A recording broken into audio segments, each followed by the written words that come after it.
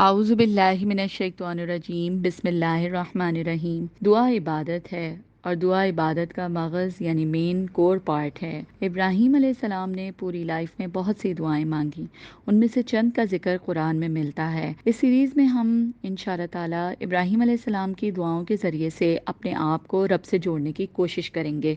इब्राहीम अलैहिस्सलाम ने रब को पहचानने के बाद अपने वालिद के सामने तौहीद का अक़ीदा पेश किया। नमरूद के दरबार में अल्लाह की वहदानियत की लॉजिक दी कि मेरा रब सूरज मशरिक़ से निकालता है, तुम उसको मगरिब से निकाल कर दिखाओ। सारी कौम उनकी दुश्मन बन गई। उन्होंने कौम के मेले में जाने के बाद जो बुतों को तोड़ा और कौम को समझाने के लिए उनसे कहा कि देखो ये इतने नफ़ा और नुकसान का ख्याल नहीं कर सकते, तो ये तुम्हारे नफ़ा और नुकसान का क्या इख्तियार रखते होंगे। लॉजिकली समझाने की कोशिश करी, लेकिन नमरूद की सारी वसाइल इब्राहीम अलैहिस्सलाम को आग में फेंकने के लिए और उस आग को जलाने के लिए इस्तेमाल हुए। वहाँ पर इब्राहीम अलैहिस्सलाम ने दुआ मांगी, हस्बुनल्लाहु व निअमल वकील।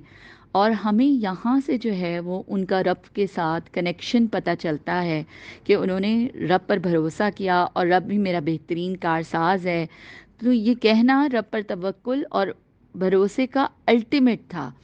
देखिए, तदबीर के लिहाज से उन्होंने पूरी तरह लॉजिक्स लगाकर अपने सारे मीन्स अपनाते हुए अपने वालिद को, कौम को, नमरूद को समझाने की कोशिश करी। लेकिन रब पर भरोसा उनका कैसा था कि वो आग में जाने के अमल में ज़रा से भी रिलक्टेंट ना हुए। देखिए, हम रब पर भरोसा करें मगर तदबीर में कमी ना छोड़ें। मसलन हम दुआएं करते हैं कि हमारे एग्ज़ाम्स अच्छे हो जाएं, लेकिन फिर हम अपनी तदबीर में कमी ना छोड़ें, वक्त ज़ाया ना करें, अपनी नींद और शौक़ को छोड़कर अपने एग्ज़ाम्स के लिए फ़ुल एफ़र्ट लगाएं।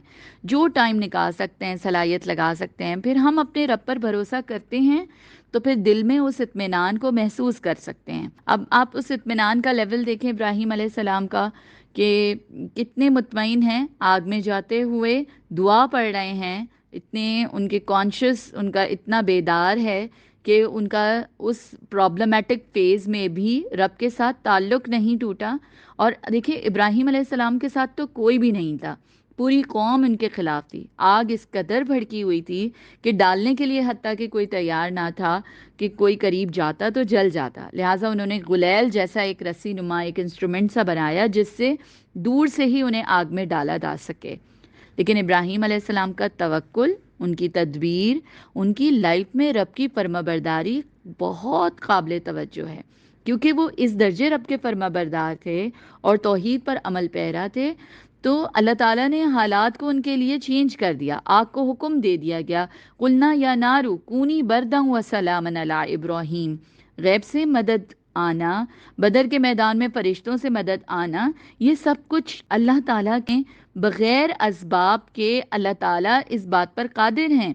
तो हम भी फिर अल्लाह ताला के मुसब्बिबुल असबाब होने पर यकीन रखें, क्योंकि ये तौहीद का तकाज़ा है कि जहाँ भी अगर हम मुश्किलात में स्टक हों, ऐसा कि हमें मुश्किलात से निकलने का कोई रास्ता नज़र ना आ रहा हो, तो हम अपनी फ़ुल एफ़र्ट लगा दें। देखें, एफ़र्ट लगाते हुए कभी दिल में शकूक व शुबहात आ जाते हैं, तो एफ़र्ट लगाते हुए भी इंसान सुस्ती की तरफ माइल हो जाता है। तो एफ़र्ट भी लगानी है, पूरे यकीन के साथ लगानी है, और रब पर भरोसा करना है तो भरपूर यकीन के साथ भरोसा करना है। और फिर हम देखेंगे कि अल्लाह ताला भी हमारी मदद करेंगे। और अल्लाह ताला ने इसी तरह वादा किया है कि जब अम्बिया की मदद करी तो फरमाया कज़ालिका नुंजिल मुमिनीन, हम इसी तरह ईमान वालों को मुश्किलात से, प्रॉब्लम से निकालते हैं। तो अल्लाह ताला भी उन लोगों को जो इब्राहीम अलैहिस्सलाम की तरह अपनी लाइफ में अल्लाह की तौहीद फर्माबरदारी के लिए अमली तौर पर कारबंद हो जाते हैं, अल्लाह ताला भी उनसे मदद का वादा करता है।